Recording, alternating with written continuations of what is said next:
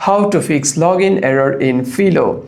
First, if you're having any kinds of problem with the application or with the website, make sure that your device is connected to a secure network.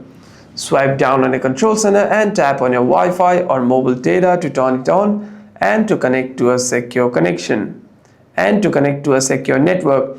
By doing so, you shouldn't be facing any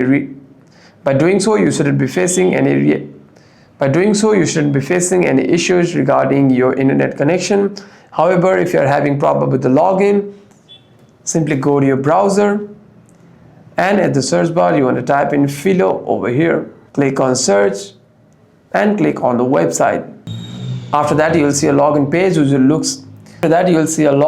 which will look something like this, and here you want to type in your email or phone number, however you want to log in, and simply click on this arrow to log in into your account. This is how you log in through a website. And if you're having trouble on the application, you can simply uninstall the application and install it again. If that doesn't solve the problem, you can simply restart your device and open the app again.